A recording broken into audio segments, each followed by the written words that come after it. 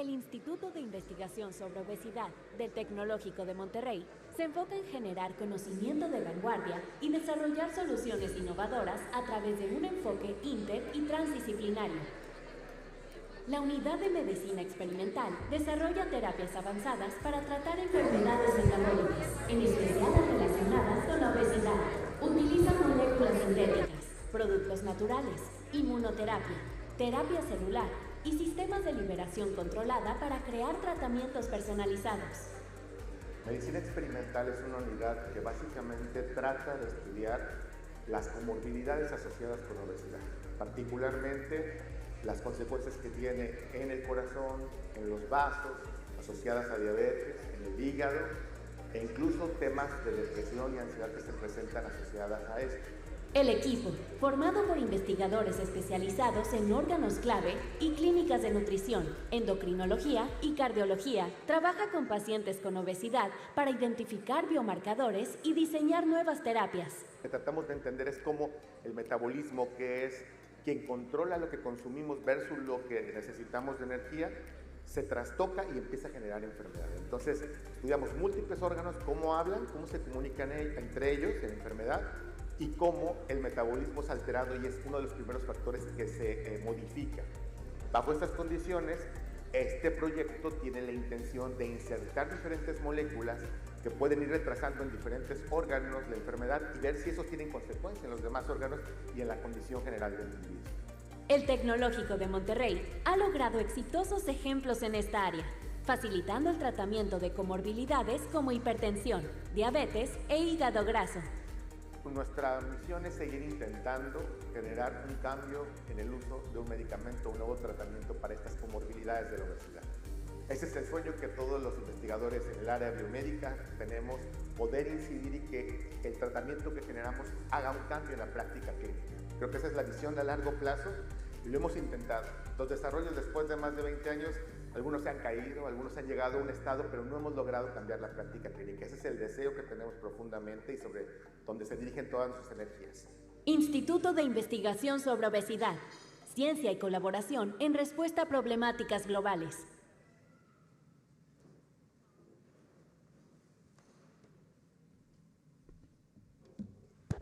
Buenos días. Después de la plática del panel que tuvimos hace un momento, creo que esta es una buena oportunidad para decir por qué la discusión que tuvimos en el panel anterior, ¿para qué nos sirve? Y creo que tenemos un buen ejemplo aquí con la plática del doctor Gerardo de Jesús García Rivas sobre investigación transnacional y cómo se llevan los ejemplos en el caso del Tecnológico Monterrey a la práctica en México. Gerardo. Gerardo García Rivas es líder de la Unidad de Medicina Experimental y Terapias Avanzadas en el Instituto de Investigación sobre Obesidad y director de investigación transnacional en el TEC Salud. Realizó su doctorado en biomedicina en el Instituto Nacional de Cardiología de la Universidad Nacional Autónoma de México. Es miembro numerario de la Academia Nacional de Ciencias y de la Academia Nacional de Medicina. Su objetivo es caracterizar los mecanismos celulares y moleculares de enfermedades metabólicas y obesidad, enfocándose en la fisiología cardiovascular para desarrollar nuevas estrategias de tratamiento. Demos la bienvenida a Gerardo García Rivas.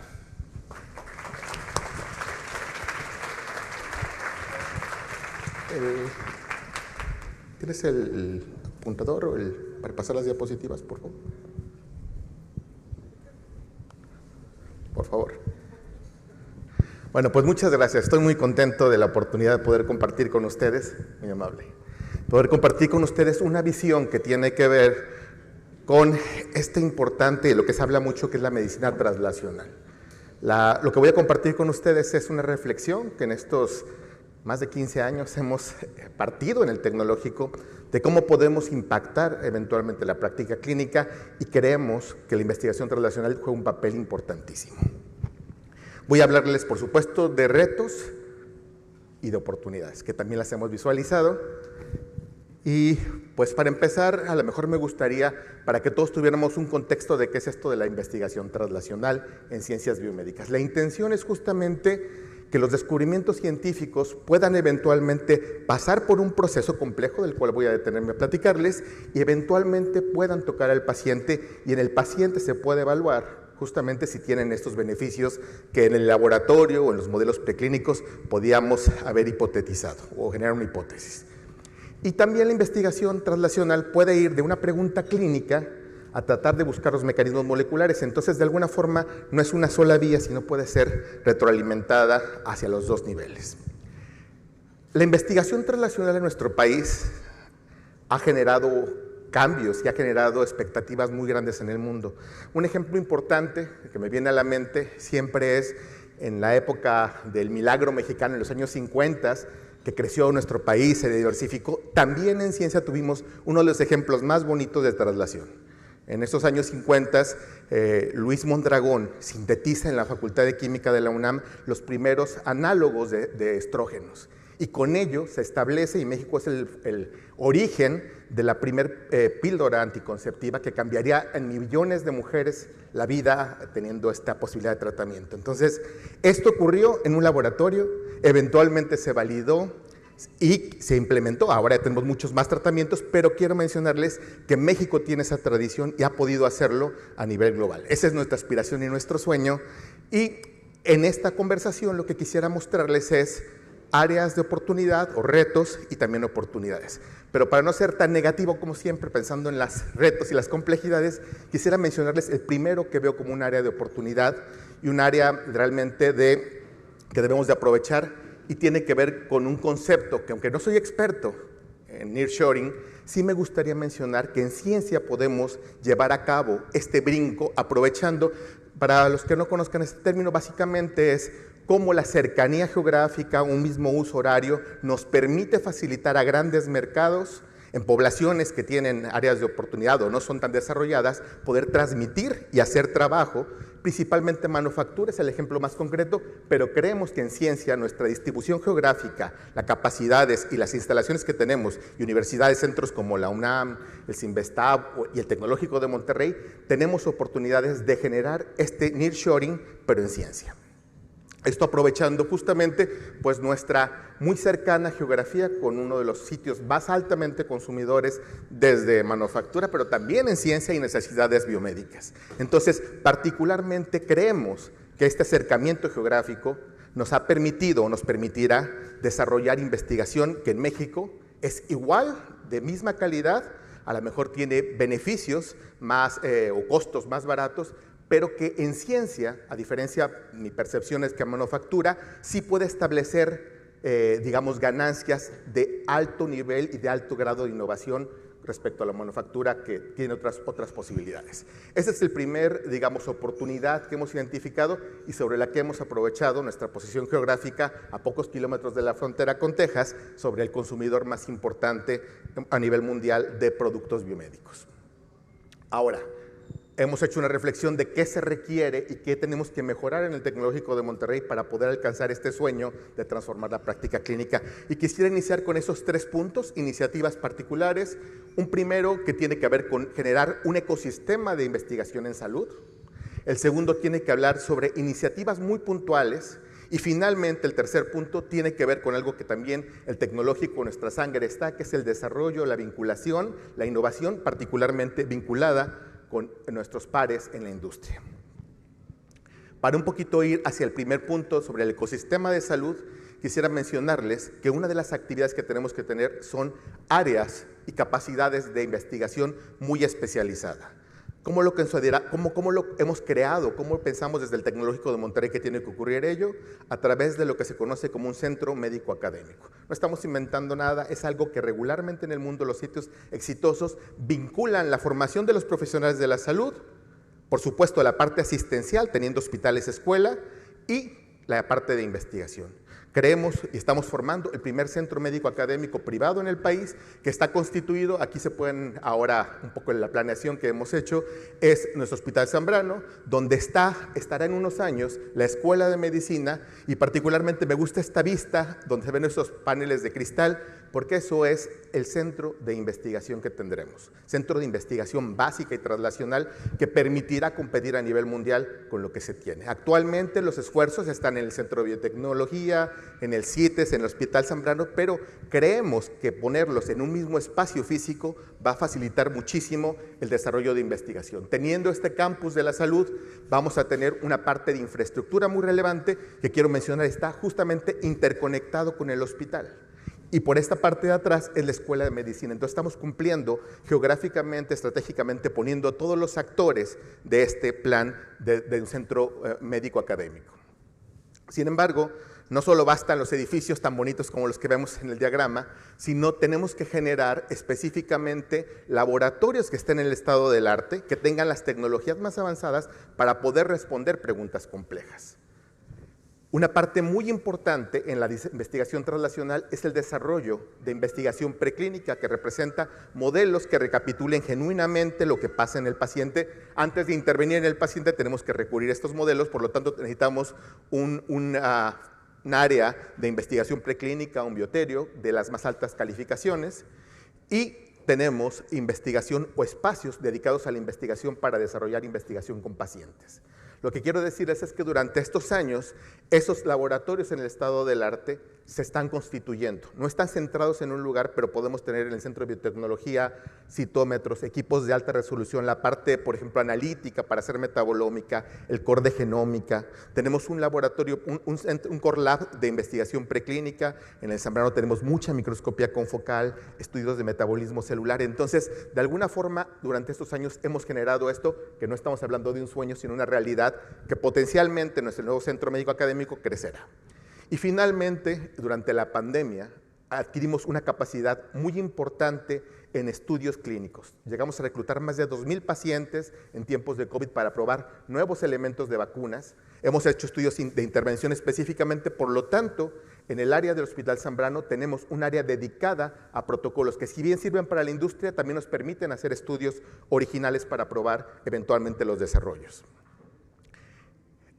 Un punto muy importante en este plan, no solo bastan los edificios, ni los equipos, ni las áreas, lo fundamental es el talento. Y hemos tenido la suerte de contar con la confianza de talentos de múltiples áreas. Tenemos muchos médicos, pero tenemos biólogos, tenemos bioquímicos, tenemos inmunólogos, tenemos físicos, que están contribuyendo a esta visión de llevar la traslación justamente hacia el lado del paciente. En este esquema general, lo que me gustaría mencionar es que es como se visualiza la posibilidad de hacer traslación. Me gusta pensarlo siempre de este lado, quizá por una deformación más en el área médica, que hay una necesidad clínica, un dolor para los médicos y para los pacientes que no ha sido resuelto, y con ello se hace desarrollo que permitirá eventualmente probarse en el paciente y desarrollar si realmente esto tiene un impacto o una posibilidad de incidir sobre la salud del paciente.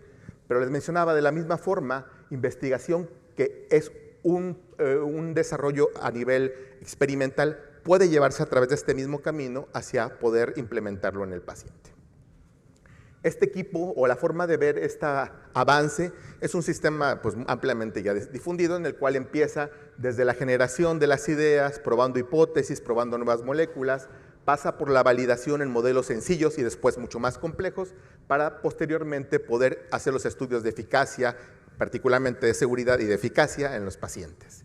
Teniendo esto en visión en la Unidad de Medicina Experimental y Medicina Translacional del Tecnológico, del TecSalud, hemos generado este esquema con todos estos participantes. Más o menos la intención de ponerlos en esa posición implica, si trabajan, por ejemplo, como el doctor Lozano en temas de formulación, nanoformulación, o el doctor Flavio Contreras que trabaja justamente en el modelado in silico, modelaje computacional para proveer nuevos blancos moleculares, gente que trabaja en contextos más celulares o la expertise que tenemos en áreas preclínicas con modelos, y posteriormente la traslación hacia un equipo de médicos y de investigadores que permitirán eventualmente probar esos hallazgos y nos permitirá validar los efectos de eficacia que puedan tener las moléculas que podemos ir generando o las intervenciones que generemos en el grupo. Con ello tenemos en constructo espacios maravillosos, infraestructura que puede ir creciendo y tenemos un talento que es muy relevante. Dicho sea de paso, si tenemos algunas personas que nos están viendo, tenemos una estrategia muy agresiva de buscar nuevo talento en nuestra institución y en nuestro equipo para poder hacer este sueño realidad. Entonces, quien esté interesado, por favor, ahí voy a dar mi contacto. Estamos muy interesados en poder sumar a este equipo gente que tenga esta visión de la traslación. Después de hablar de esta parte iniciativa del ecosistema, también es importante y hemos reconocido que no basta con tener todo esto, sino tenemos que tener una pregunta, y una pregunta enorme, una iniciativa central que a todos nos alinee, y por ello estamos aquí en el Instituto de Investigaciones en Obesidad. No tengo que dar más explicaciones después del panel muy interesante que tuvimos al inicio, donde entendemos con claridad que tenemos un problema enorme, que no tenemos una solución y que las personas que viven con obesidad y sobrepeso tienen un montón de posibilidades de desarrollar comorbilidades, independientemente de los acuerdos o desacuerdos que haya con la normativa o con las clasificaciones. Tenemos un problema real en el cual obesidad representa en un altísimo porcentaje comorbilidades que ponen en riesgo la vida. Por ello surge el instituto con sus 5 unidades que hemos platicado, y particularmente nos hemos enfocado más en esta presentación al desarrollo de la unidad de medicina experimental y terapias avanzadas. Finalmente, ¿a qué nos dedicamos en medicina experimental y terapias avanzadas? Pues recapitulo la misma diapositiva que vimos al inicio, donde es interesantísimo y empezamos a generar grupos que estudian comorbilidades de la obesidad. No estudiamos ingesta, saciedad, pero sí estudiamos el riesgo que obesidad genera en el sistema cardiovascular. La obesidad, cómo afecta a nuestro hígado en esteatosis, cómo afecta a nuestro riñón, cómo el músculo esquelético sufre, pero también los casos de sarcopenia muy importantes que se pueden observar en esos pacientes. Hay un tema que me gusta mucho y converso mucho con Noemí García, que es parte de nuestro equipo más importante en el tema de músculo esquelético, el tema de la sarcopenia, que ocurre en los pacientes que ahora con tratamientos maravillosos para bajar de peso también pierden gran cantidad de músculo. Si la droga no se mantiene y los cambios de vida no se mantienen, vuelve a incrementar el peso, pero ahora tenemos menos músculo. Metabólicamente tenemos un grave problema. Todo el mundo estamos buscando moléculas que puedan intervenir a este nivel. Y no solamente a nivel, digamos, de órganos como los menciono, sino también toda la parte que tiene que ver con depresión, ansiedad y otras enfermedades que están ampliamente asociadas con este estado inflamatorio sistémico que conduce a que el paciente también presente trastornos depresivos o de conducta asociados a este padecimiento. Entonces, estamos enfocados en las comorbilidades de la obesidad con digamos, una línea transversal que es lo que impacte el metabolismo. Por eso es que les pongo aquí en este dibujo el corazón, el cerebro, el hígado, pero siempre pensando en la comunicación que va a tener el metabolismo en estos procesos. Finalmente, también en TechSalud hemos desarrollado una estrategia que se llaman grupos de investigación translacional. No estamos haciendo tampoco otra vez nada nuevo, simplemente lo estamos implementando, lo que consiste en tener un investigador básico que haga ciencias básicas o translacionales y tener un investigador clínico a la par que pueda orientar las preguntas para que el básico no esté explorando algo que no tenga una implicación clínica y que el clínico pueda intervenir y pueda llegar a hacer estudios a un nivel distinto que solamente estar midiendo o pesando y haciendo estudios, digamos, epidemiológicos o de prevalencia, sino realmente pueda hacer estudios moleculares con toda la tecnología que nuestros investigadores hacen en citometría, en secuenciación, etcétera. 3 ejemplos importantes: un grupo de un bioquímico que se dedica a estudiar cadenas respiratorias en la mitocondria versus a una investigadora en nutrición humana. Generaron este binomio o este grupo de investigación y ahora tenemos un estudio un trabajo para estudiar la distribución y la eficacia de la suplementación de hierro en pacientes que tienen cirugía bariátrica y pues, enfermedad mórbida a causa del sobrepeso. Ahí están los datos, pueden participar algunos pacientes y aquí están las características. La intención es tener protocolos que vayan desde lo básico y eventualmente puedan incidir en cortes de pacientes. Otro grupo muy interesante formado por la doctora Elena Castillo, que es inmunóloga, y un infectólogo pediatra, en donde estamos estudiando en este estudio MOVID niños que presentan infecciones y que eventualmente, si tienen sobrepeso o obesidad, la aparición de la enfermedad es mucho más grave. ¿Por qué está ocurriendo ello? Sabemos que esto ocurre y cuáles son los mecanismos. Entonces, estudiar las vías que están prendidas en el sistema inmune en el individuo, en el niño que tiene obesidad versus el de peso normal, nos va a ayudar un poquito a entender cuál es el fenómeno.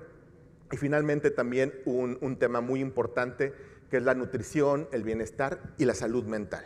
Y esto la doctora Cipatli junto con Perla Pérez han hecho una corte maravillosa de más de 200 niños en donde se les recluta, se les evalúa no solamente la parte de composición corporal ni parámetros bioquímicos, sino también, muy importante, la parte de salud mental, que es un componente muy relevante. Entonces, estos son ejemplos puntuales de lo que pensamos cuando hablamos de traslación. En la última parte voy a hablarles de un ejemplo muy concreto, que es nuestra relación con industria. En ese sentido, hace más de 5 años firmamos un contrato, fue el primer contrato que tuvimos en TechSalud en investigación translacional con una compañía canadiense que se llama Cardiol Therapeutics. Y esta empresa lo que nos hizo nos planteó desarrollar, tenía una serie de moléculas que iba a desarrollar a lo largo del tiempo y nos hizo que probáramos en modelos preclínicos para que ellos tomaran decisiones de cómo iban a avanzar la investigación. Estos estudios clínicos no puedes llevar muchas moléculas. Hicimos los estudios y dimos evidencia y recomendaciones de cómo podrían desarrollar su plan de desarrollo de moléculas. Y para ello voy a tomarme esos últimos 5 minutos para contarles lo que consideramos un caso de éxito y demostrarles o tratarles de convencer que hemos hecho en TechSalud este proceso de traslación. Esto que les estoy hablando de llegar desde el laboratorio y tocar al paciente, voy a tratarles con este ejemplo de convencer.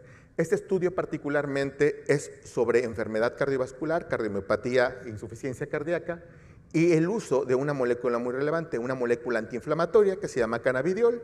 Si bien es muy conocida porque es producida por cannabis, en realidad nuestra aproximación es una síntesis química de esta molécula. No estamos hablando de purificaciones de extractos de cannabis, estamos hablando de la síntesis química grado farmacéutico de esta molécula.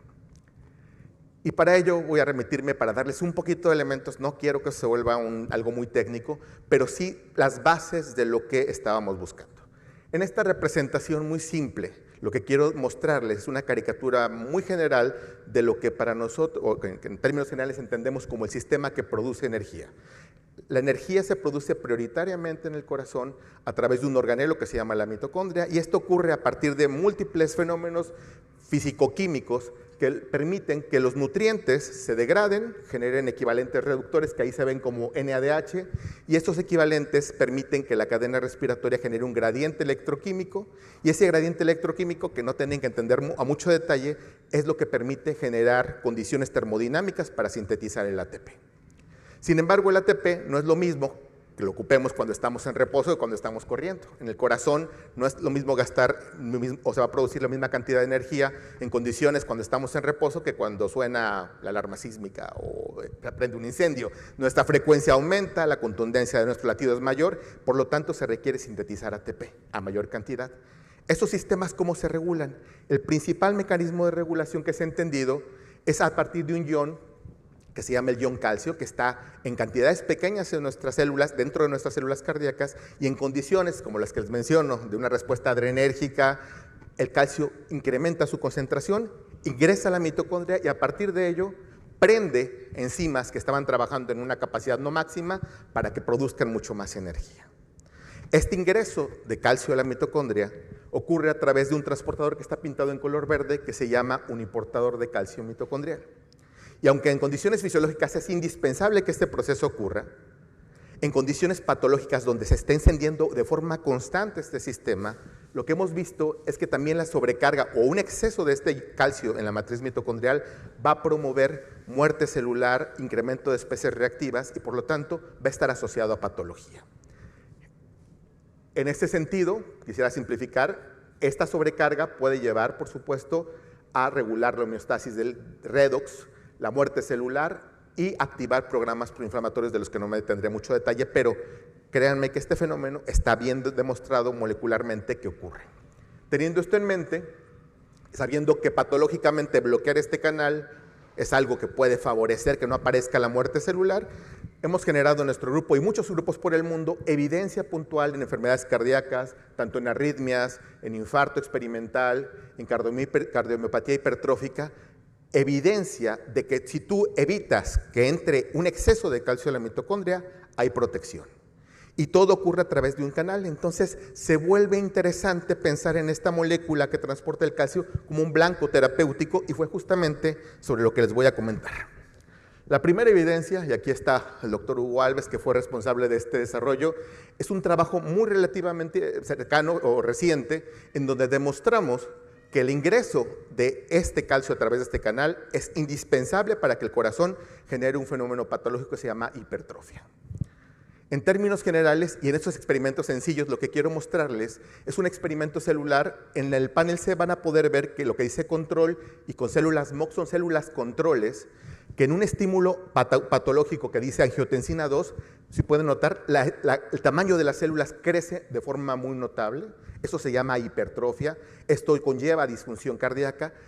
Pero si nosotros, antes de generar el fenómeno hipertrófico, molecularmente silenciamos la expresión de este canal que permitía el ingreso de calcio a la mitocondria, pueden ver el efecto. Aunque haya angiotensina, no hay la hipertrofia ni la remodelación patológica. Entonces nos sugiere que molecularmente este fenómeno podría ser bloqueado, la hipertrofia cardíaca, por silenciar ese transportador.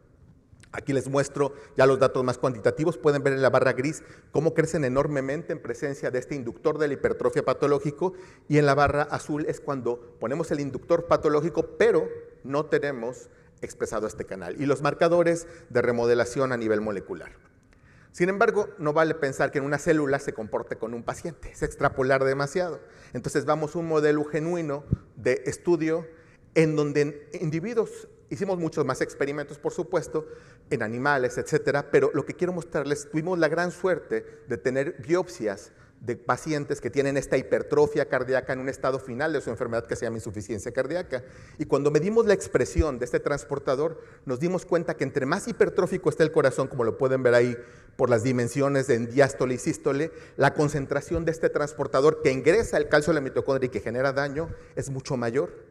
Y que la concentración de ese transportador está asociado también con la fracción de eyección, que es la incapacidad del ventrículo de poder liberar suficiente sangre para distribuirla en el ecosistema. Tuvimos la gran suerte también de tener biopsias de los pacientes en el momento de su enfermedad más clara, más enfermos estaban, que se dice pre-CELVAD, y posteriormente le pusieron un sistema de soporte ventricular en lo que llegaba el trasplante. Llega el trasplante y podemos observar que cuando el paciente ya descansó, porque tiene una bomba extracorpórea que mantiene la fisiología del organismo, pues la expresión de este transportador cambia, lo cual sugiere claramente que ese transportador puede ser también en el corazón humano un blanco molecular a atacar. Pensando en ello, nos pusimos a revisar qué moléculas podríamos utilizar para bloquear ese transportador, porque no vamos a silenciarlo genéticamente, no vamos a hacer terapia génica, es muy complejo y no es actualmente una tecnología que se utilice de forma importante. Lo que sí se utilizan son pequeñas moléculas. Y dentro de la revisión de qué transportadores nos encontramos justamente, y aquí lo muestro, que el cannabidiol era una molécula que evitaba la actividad de ese transportador. Y entonces, viendo esto, sabiendo que el cannabidiol es un medicamento que ya se da para algunos tratamientos, que ya pasó por fases de seguridad y que además podríamos eventualmente con nuestro partnership que tenemos con la industria poderlo desarrollar, pues la hipótesis fue, ¿será que el cannabidiol es capaz de, bloqueando ese transportador, generar un efecto beneficioso para el corazón? Y otra vez el mismo experimento, células controles, le ponemos angiotensinas, se hacen enormes, pero cuando ponemos cannabidiol, vean. Entonces, este experimento in vitro, por supuesto, no se puede comparar. Pasamos por modelos animales, en donde pueden ver un corazón enorme en la figura que dice 0, que es 0 de cannabidiol, y conforme incrementamos la dosis, vemos que el corazón se empieza a hacer más pequeño porque no crece, no se hipertrofia, y lo que ven azul es fibrosis, se va perdiendo con el paso del tiempo. Este estudio, que está actualmente online, todavía no está aceptado, pero no está todavía publicado en la revista, pues es la evidencia puntual de que el cannabidiol previene la disfunción y el remodelamiento, y a través de los mecanismos, no voy a entrar en los mecanismos, pero básicamente es bloqueando este transportador en la mitocondria y evitando que se sobrecargue. Finalmente, ¿cómo llegamos a la traslación? Con estos datos experimentales generamos un protocolo clínico.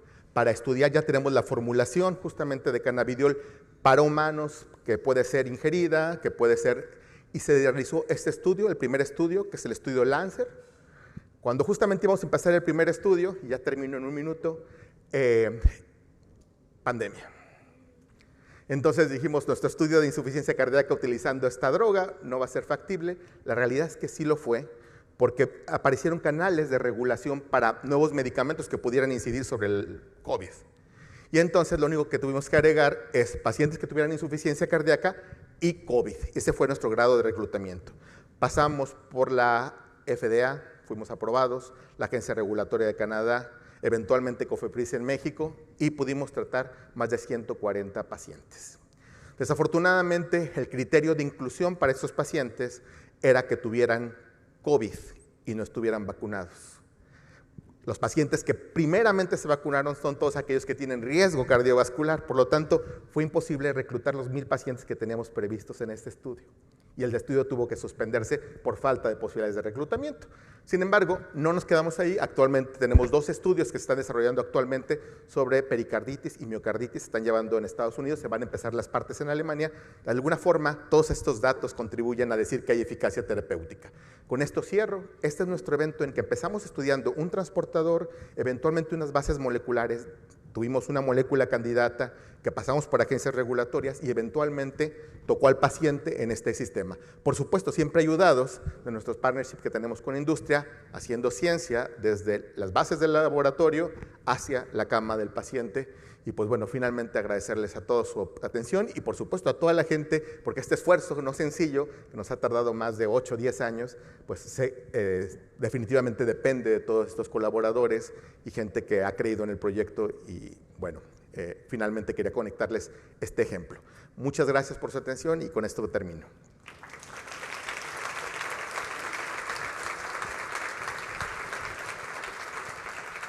Gracias, Gerardo. Gracias por esta excelente plática. Gracias. Vamos a dar inicio a la sesión de preguntas y respuestas. Tenemos muy poco tiempo, entonces les pediría que fueran lo más breve posible con sus preguntas.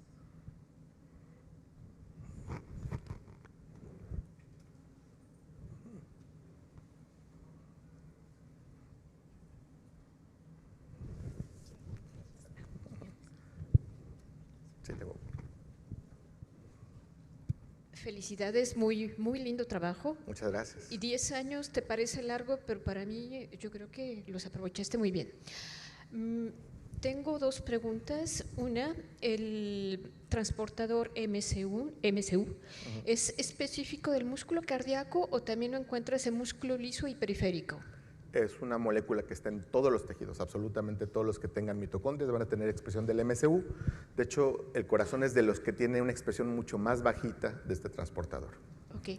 Y mi segunda pregunta es, ¿qué pasa en el estudio que hiciste fue en pacientes con insuficiencia cardíaca de origen idiopático o de origen isquémico? ¿Y qué pasaría en caso de que hubiera una insuficiencia cardíaca isquémica donde los mecanismos son un poco diferentes? Estos pacientes que utilizamos son pacientes, o las biopsias de los pacientes que incluimos en el estudio son de falla cardíaca de origen isquémico.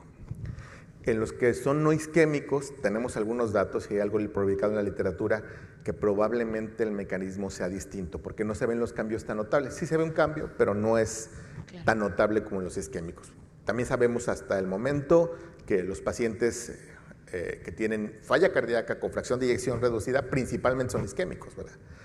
Las nuevas formas de insuficiencia de fracción preservada estamos estudiándolo en este momento, que es un poco hacia donde se va a tirar en el tema de la falla cardíaca de origen metabólico, ¿no? Ok, muchas gracias, no quiero atrapar el tiempo. Gracias. Una siguiente pregunta. Ahí está el doctor Emanuel. Atrás. Ahí está, el doctor, atrás de ti.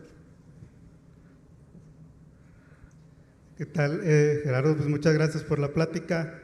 Pues nos queda claro todo el trabajo que has hecho.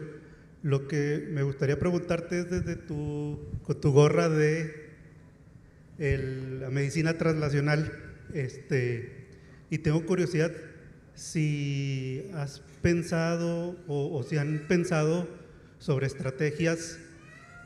O sea, desde mi limitado conocimiento veo como hay mucho enfoque hacia cuando ya existe la enfermedad y pareciera más hacia la enfermedad cuando ya es grave. Pero si hay algún, que hayan pensado sobre estrategias de cómo hacer más estudios hacia la prevención, porque me parece los casos que presentaste creo que también son ya en enfermedades, ¿no? No son tanto preventivos. No sé si dentro de tus proyectos, ideas, hayas pensado algo así. Gracias. Muchas gracias, Emanuel, por la pregunta. Creo que es algo súper pertinente. El enfoque particularmente es desarrollo de fármacos, entonces tiene sentido usarlos cuando ya está presente la patología. Cierto es que todos nuestros experimentos siempre inician con una etapa de prevención. O sea, antes de hacer el modelo experimental, das el tratamiento. Actualmente estamos trabajando con estudios en donde ya está establecida la enfermedad y ahora sí hay posibilidad de revertirla. En esos datos tenemos datos interesantes, pero no están completos como para poderlos compartir, al menos en esta patología de insuficiencia cardíaca.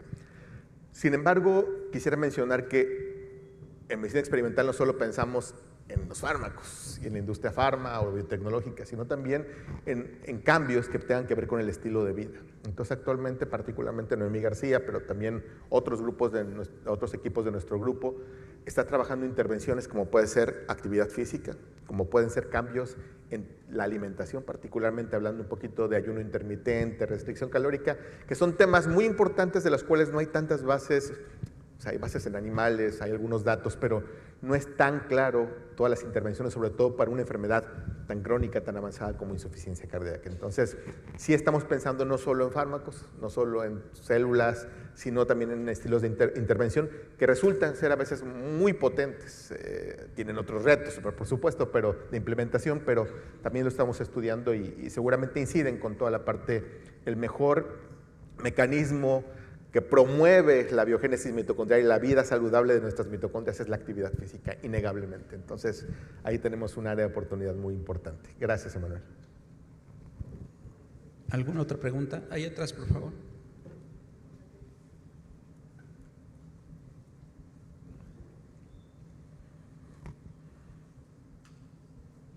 Hola, doctor Gerardo, buenas tardes.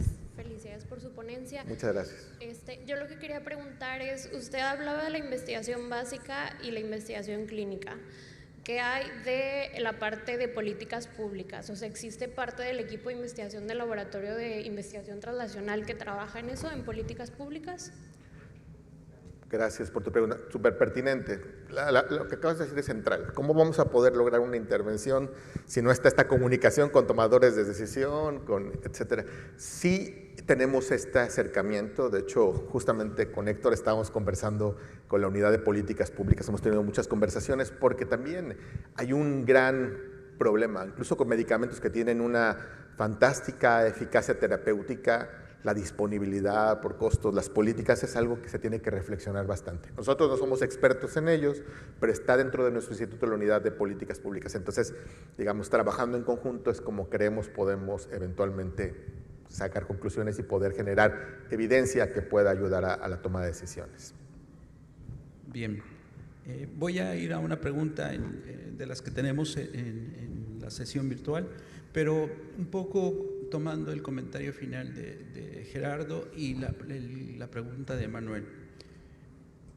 A mí me parecería que en este modelo, esta forma de conceptualizar lo que es translacional, y que tiene que ver un poco con lo que mencionaba Emanuel, me parece, o yo incluiría en el círculo, en el modelo, la parte de la evaluación o la investigación en resultados.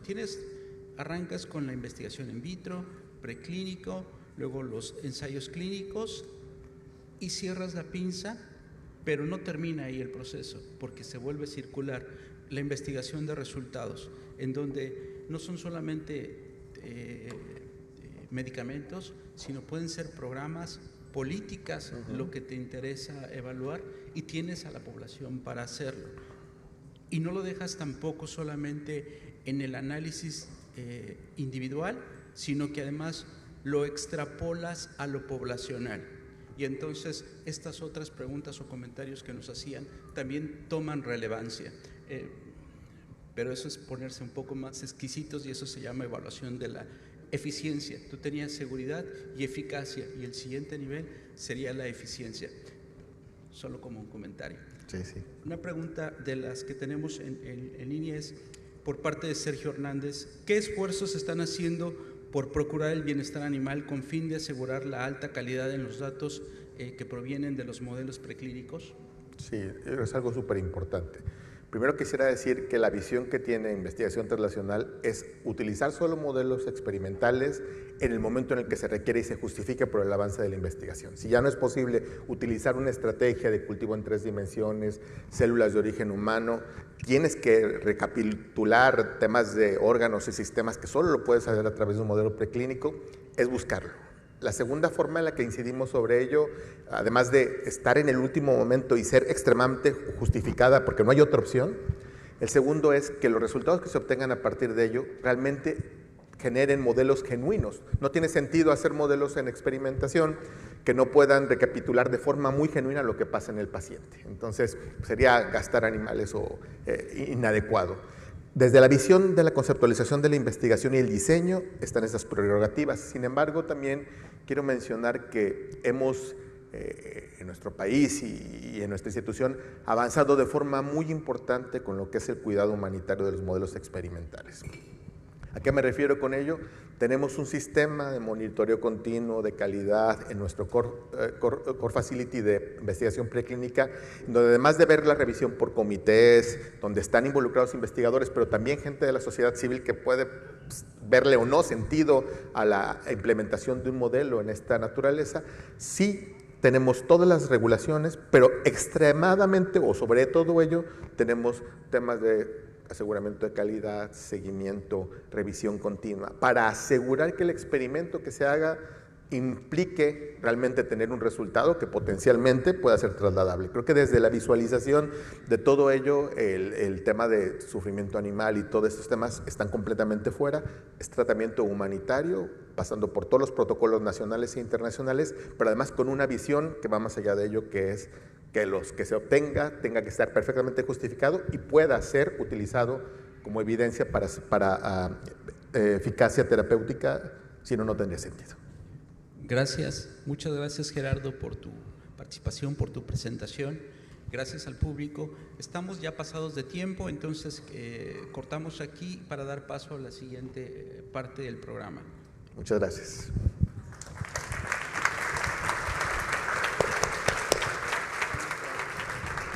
Muchas gracias.